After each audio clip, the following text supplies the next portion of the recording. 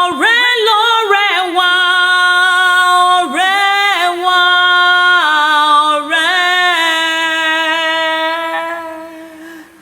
ọ̀rẹ́ tó dára lọ̀rẹ́ wa o, ọ̀rẹ́. Béèyàn ẹni bá dára ká wí o, béèyàn ẹni bá dára ká rò fún. Alhaji Buhari Nurudeen Ọláyíwọlá dára o, agbẹjọ́rò tó mòye ṣènìyàn, torí rẹ̀ l'Alhaji Ahmed Onítìjú àtaya rẹ̀ Táíwò Èjìrè ará Ìsòkun àtàwọn ọmọ wọn ṣe pè mí sórí aago. Wọ́n ní Ògèayò níní ìṣọjọ́bí ọ̀rẹ́ wa pàtàkì pàtàkì.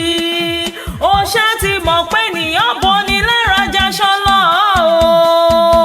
Wọ́n ló nínú rẹ̀ ni ọ́, wọ́n lọ́rẹ́ bí ọmọ ìyá ni ọ́ pẹ̀lú.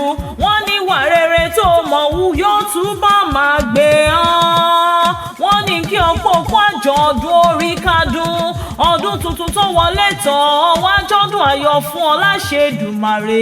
Ó ti ṣọdún òní, ó tún ṣe mí sí ṣáláù.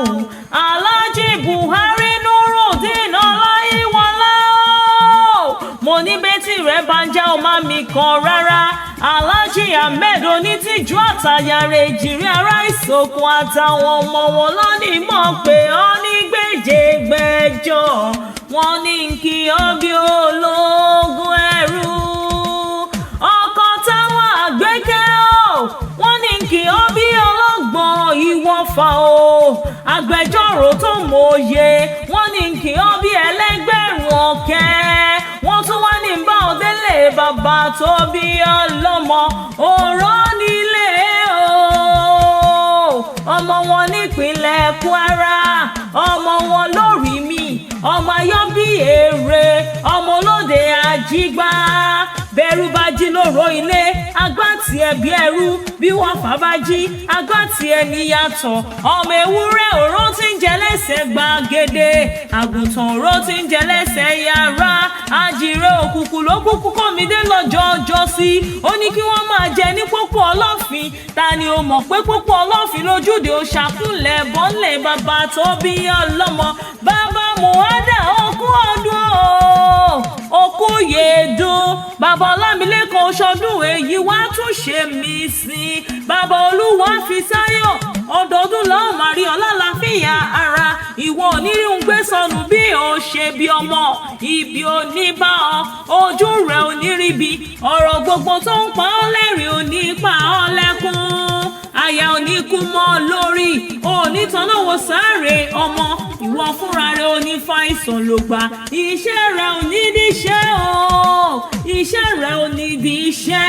Agbẹjọ́rò ni ọ́, ìwọ ò ní ṣẹjọ́ dá. Ọlọ́run yóò túbọ̀ máa gbà fún ọ. Iṣẹ́ tọ́lọ́run ọba òkè ti parí ni wọ́n máa gbéyà síwájú rẹ̀. Òní kánjú kú, òní tẹ́jú lẹ̀ mọ́lẹ̀.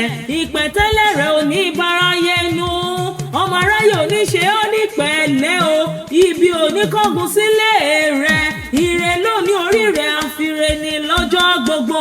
Ìwòyí àmọ́dún, ìgbàlẹ̀ rẹ̀ eléni, àwọn olè rẹ̀ eléni, gbogbo ohun ní rẹ̀ eléni.